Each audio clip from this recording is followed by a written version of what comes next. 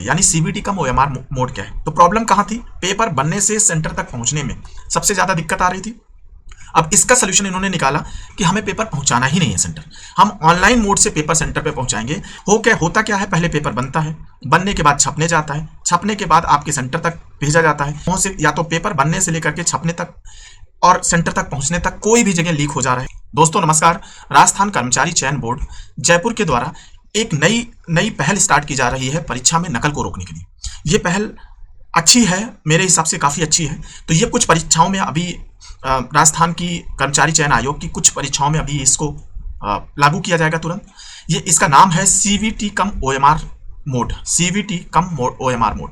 तो अभी हो क्या रहा है कि आपको पेपर मिलता है, पेपर के फॉर्म में यानी हार्ड कॉपी में, यानी पेपर के फॉर्म में पेपर मिलता है, पेपर बांटा जाता है आपको, और ओएमआर शीट मिलती है जिसमें आप अपने ऑप्शन को भरते हैं। ठीक है, होता क्या है, पहले पेपर बनता है, बनने के बाद छपने जाता है, छपने के बाद आपके सेंटर तक भेजा जाता है, फिर वो वहां पे एटलीस्ट 4-5 घंटे अपने सेंटर आपके सेंटर पर रहता है, इससे ज्यादा भी रहता है।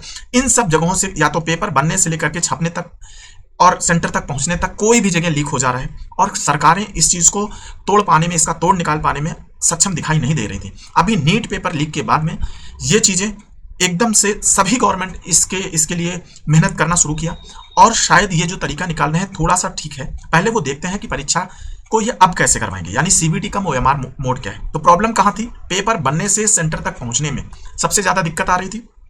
अब इसका सोल्यूशन इन्होंने निकाला कि हमें पेपर पहुंचाना ही नहीं है सेंटर, हम ऑनलाइन मोड से पेपर सेंटर पे पहुंचाएंगे। बच्चा कंप्यूटर पे क्वेश्चन देखेगा और ओएमआर शीट में भरेगा, यानी जो पेपर देते थे आपको, पेपर हार्ड कॉपी में देते थे, वो बंद कर देंगे। अब उसको कहां देंगे? उसको कंप्यूटर पे देंगे, और उस कंप्यूटर पे देख करके आपको फॉर्म भरने हैं, सॉरी ओएमआर शीट भरना है, और वहां से आंसर हो जाएगा आपका, और पेपर आपको मिलेगा नहीं हार्ड कॉपी में, कंप्यूटर पे रहेगा, कंप्यूटर से गायब हो जाएगा। अब ये तरीका समझ गए आप कि पेपर बनाने से लेकर के लास्ट में डिस्ट्रीब्यूशन तक कहां लीक हो जाए किसी को नहीं पता। हर बार कुछ ना कुछ इसी सिस्टम में दिक्कत आ रही थी। तो अब देखते हैं कैसे करेंगे। मान लो जयपुर से पेपर बनता था और चलता था, फिर छपता था, उसके बाद में हर सेंटर पे जाता था। अभी क्या होगा, जयपुर में कंप्यूटर पे मास्टर कंप्यूटर सेंटर होगा, जहां पे पेपर बना के कंप्यूटर में डाल दिया जाएगा, कंप्यूटर में डाल दिया जाएगा।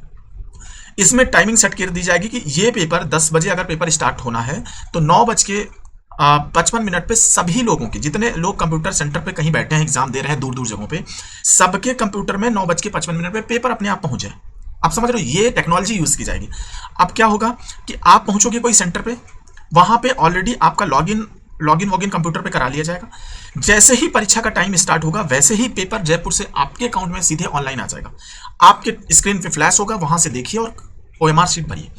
अब इनमें ओएमआर शीट में भी एक चेंज किया गया है कि जो 4 ऑप्शन पहले रखते थे ABCDE, तो इसमें ABCDE ऑप्शन तक ले गए, यानी पहले 4 ऑप्शन रहते थे, अभी इसको 5 ऑप्शन कर देंगे, 1 2 3 4 5। अब 5वां किस लिए है कि जब तक क्वेश्चन पेपर आपको दिखता रहेगा उस समय तक आप पूरा भर लो, ABCD में से जो ऑप्शन सही लगता हो आपको भर। पेपर खत्म हो गया, अब तो आपको भरना नहीं है क्योंकि आपका ऑलरेडी हो चुका। अब 5वां ऑप्शन आपको अब भरना है, और इसके लिए 10 मिनट एक्स्ट्रा दिए जाएंगे। 5वां ऑप्शन अब भरना है, यानी पेपर खत्म होने के बाद। और किन में भरना है? जो क्वेश्चन के आंसर आपने नहीं किए केवल उन्हीं में भरना है। आप समझ गए ना, 5वां ऑप्शन वहीं भरना है जहां पे आपने आंसर जिन क्वेश्चन को आपने नहीं दिया। अब मान लो आपका 100 क्वेश्चन आपके पेपर में आए थे, आपने क्या किया कि 12 क्वेश्चन आपने नहीं किए। क्या किए? 12 क्वेश्चन आपने किए ही नहीं है। अब उन 12 जो नहीं किए हैं उनमें कौन सा ऑप्शन भरोगे आप? E option भरोगे। ABCD तो आप उनमें भरे होंगे जो आपने किया होगा पेपर, यानी या तो A सही होगा, या B सही होगा, या C सही होगा, या D सही होगा। लेकिन ई किसके लिए करना है कि मैंने पेपर में आंसर फिलिंग नहीं किए, यानी कोई ऑप्शन नहीं भरा। ये क्यों कर रहे हैं? क्योंकि होता क्या था कि आदमी ओएमआर शीट को खाली छोड़ देता था और जहां चेक होनी थी वहां भर दी जाती थी ओएमआर शीट। अब होगा क्या कि जब आपने ई ऑप्शन भरा है तो उसमें कोई ABCD नहीं भर सकता। जैसे ही दो भरे जाएंगे वैसे ही वो पेपर वो कैंसिल हो जाएगा, वो आंसर कैंसिल हो जाता है। तो अब ठीक है, तो ए भरा जाएगा, इसके लिए 10 मिनट एक्स्ट्रा मिलेंगे, ये समझ में आ गया। अब इस मान लो कोई आदमी नहीं भर रहा है, कोई भरना ही नहीं चाह रहा है, तो भरने के लिए पेनाल्टी है। अगर आपने कोई क्वेश्चन में ABCDE पांचों ऑप्शन में से कोई नहीं भरा तो उसके लिए आपका 1/3 काट लिया जाएगा। यानी इसके लिए नेगेटिव मार्किंग है कि आपने भरा नहीं। कोई एक ऑप्शन हमेशा भरा होना चाहिए जब पेपर आप सबमिट करेंगे, ओएमआर शीट आप सबमिट करेंगे। अब मान लो कोई आदमी सोचता है कि हम भरेंगे नहीं, ई नहीं भरेंगे, और वो सोच रहा है कि मेरी सेटिंग है और कहीं पे जाके उसको भर दिया जाएगा उसके आंसर। तो जब आप पेपर सबमिट करेंगे, अगर आपके 100 में से 10 से ज्यादा यानी 10% से ज्यादा क्वेश्चन में मार्किंग नहीं है, यानी कोई मार्क नहीं है, तो आप वहीं डिस्क्वालीफाई हो जाएंगे। क्या हो जाएंगे? डिस्क्वालीफाई। इसका ये मतलब हुआ कि आपको, अगर आपने 10% से ज्यादा क्वेश्चन ब्लैंक छोड़े हैं, आंसर नहीं दिए हैं, तो आप पहले ही क्वालिफाई नहीं करेंगे, पहले ही डिस्क्वालीफाई हो जाएंगे। तो ये सेटिंग लगभग बिहार में किया जा रहा है, राजस्थान में किया जा रहा है। मुझे लगता है एक अच्छी पहल है, पर तोड़ यहाँ पे भी रहेगा कि कंप्यूटर में पहले तो परेशानी ये आएगी कि कंप्यूटर इतने, जो टेक्नोलॉजी है, जो सिस्टम है, इतना एफिशिएंट नहीं है। पता चलेगा किसी का कंप्यूटर खराब है, वहाँ पेपर नहीं पहुँच रहा है, किसी का कंप्यूटर ही नहीं चल रहा है, किसी का कुछ हो जा रहा है, तो सिस्टम में प्रॉब्लम तो अभी भी रहेंगी।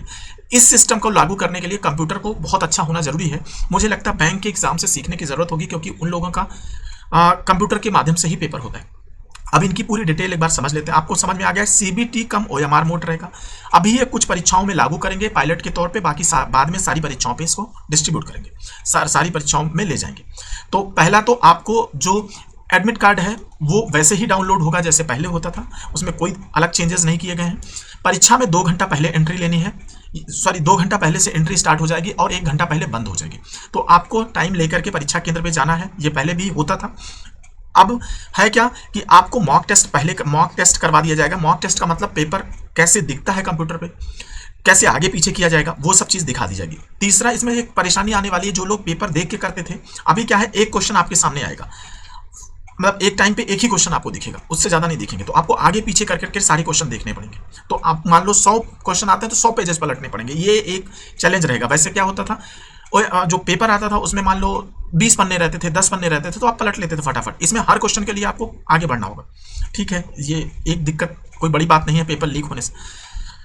मॉक टेस्ट जो दोगे आप, मॉक टेस्ट का मतलब हुआ कि आप कंप्यूटर पे देख करके मॉक में भरने के लिए, तो इसका कोई मूल्यांकन नहीं होगा, होना भी नहीं चाहिए। आपको परीक्षा देने के लिए लॉगिन पासवर्ड से लॉगिन करना होगा और ओएमआर शीट में सारा कुछ बुकलेट नंबर वगैरह अंकित करना होगा। तो जैसे ही लॉगिन करोगे, आपका पेपर का कोड वहां ABCD जैसे आता है वैसे आएगा, आपको वो चीज ओएमआर शीट में भरना होगा, है ना, ओएमआर शीट में भरना होगा।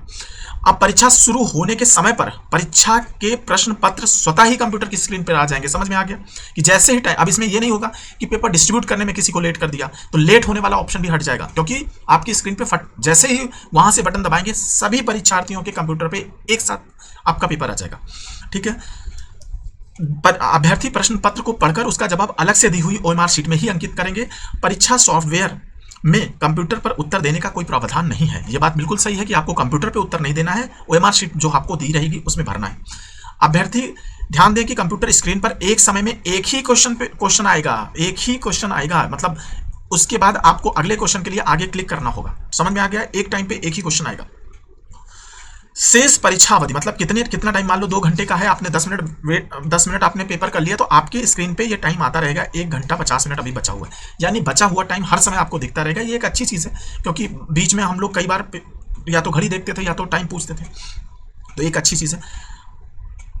इसके बाद में यदि 5 विकल्पों में से कोई भी विकल्प गोला गहरा नहीं किया गया, तो उस प्रश्न के अंकों का 1/3 भाग काट लिया जाएगा। समझ में आ गया, ये बता दिया था।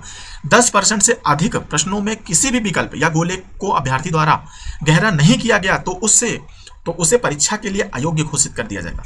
प्रत्येक प्रश्न के लिए कोई एक विकल्प या गोला भरा है या नहीं, या सुनिश्चित करने के लिए उम्मीदवारों को 10 मिनट अतिरिक्त टाइम दिया जाएगा। 10 मिनट आपको अधिक दिया जाएगा केवल इसी काम के लिए। अब इसी उसमें लिख दिया गया, एक और चीज लिख गई है भाई, 10 लाख रुपए, 10 लाख से 10 करोड़ का जुर्माना अगर कोई परीक्षा लीक करता है या लीक करते पाया जाता है या उसमें इन्वॉल्व होता है। तो जो नया कानून लाया गया, जो चेंजेस किए गए वो यहाँ पे लिख दिए गए। तो कोई भी अभ्यर्थी इस चीज को ट्राई ना करे, अपने व्हाट्सएप पे ना शेयर करे, टेलीग्राम पे ना शेयर करे, और खुद भी किसी से ना मांगे, क्योंकि अभी ये मुद्दा इतना गर्म है और इसमें प्रावधान बहुत तगड़े कर दिए गए हैं। बिना मतलब का लाइफ बर्बाद हो जाएगी। आप लोग क्लीन परीक्षा दीजिए, फेयर परीक्षा दीजिए। हमें पता है कि जो अच्छे लोग हैं वो लोग इससे बहुत खुश होंगे कि परीक्षा में नकल बचेगी। हमें सपोर्ट भी करना चाहिए कि गवर्नमेंट एटलीस्ट नीट के बाद में कुछ चेंजेस करना चाह रही है।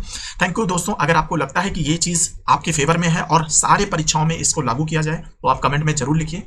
बाकी सारे प्रदेश में भी लागू किया जाए तो भी इसको जरूर लिखिए। थैंक यू दोस्तों, थैंक यू। वीडियो को लाइक करिए और चैनल को सब्सक्राइब करिए। Thank you.